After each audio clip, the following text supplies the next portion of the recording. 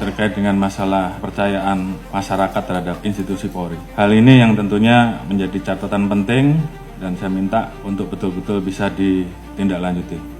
Pasca terjadinya peristiwa Duren 3, angka kita langsung anjlok di angka 28. Dan kemarin pada saat penetapan FS sebagai tersangka, angkanya naik menjadi 78. Dan ini adalah pertaruhan institusi Polri, sehingga harapan kita angka 78 itu minimal sama atau naik.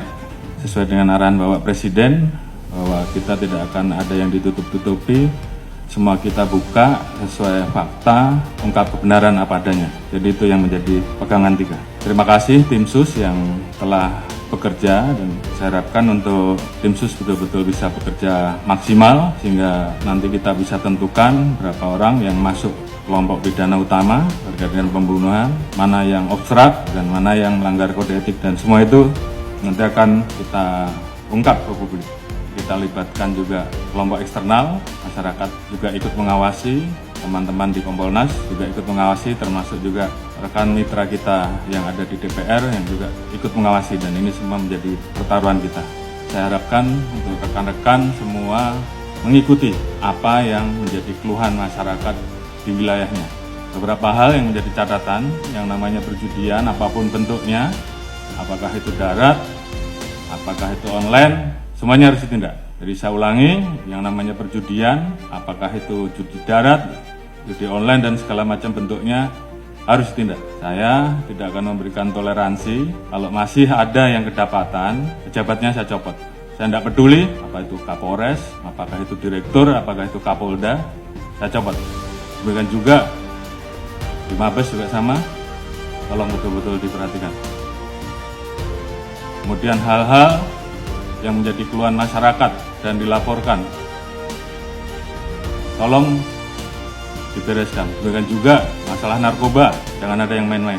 Kalau ketahuan bermain-main dengan masalah narkoba, mengatur, mengedar atau pengguna, ketahuan, saya copot.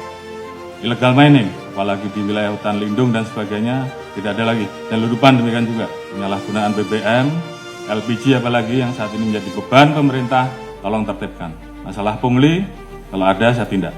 Ini pertaruhan kita, tinggal rekan-rekan memilih yang mana. Yang nggak sanggup, angkat tangan. Kalau sanggup, kerjakan.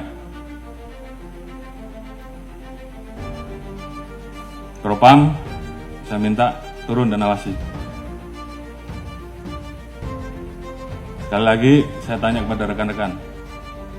Yang nggak sanggup, angkat tangan. Kalau nggak ada, berarti kalian semua, rekan-rekan semua masih cinta institusi. Dan saya minta kembalikan kepercayaan masyarakat kepada kita, kepada institusi, sesegera mungkin. Ini juga menjadi atensi Bapak Presiden kemarin pada saat hari ulang tahun kemerdekaan, pidato beliau terkait dengan masalah perlindungan hukum, sosial politik, ekonomi untuk rakyat, pemenuhan hak sipil, praktik demokrasi, hak politik, perempuan, kelompok marginal harus terus dijamin. Hukum harus ditegakkan seadil-adilnya tanpa pandang bulu. Ini menjadi perintah dari pimpinan tertinggi, laksanakan saja. Peran pemimpin juga saya harapkan bagaimana peran rekan-rekan untuk selalu mengingatkan anggota, termasuk mengingatkan diri kita sendiri. Dalam situasi seperti ini tentunya banyak anggota kita yang kemudian tidak percaya diri. Bangkitkan semangatnya bahwa dari 430.000 personil Polri, saya yakin masih banyak personil Polri yang baik. Tunjukkan dalam kinerja rekan-rekan sehingga masyarakat kemudian merasakan, kemudian melihat bahwa lebih banyak polisi yang baik. Dan ini kita harus saling mengingatkan.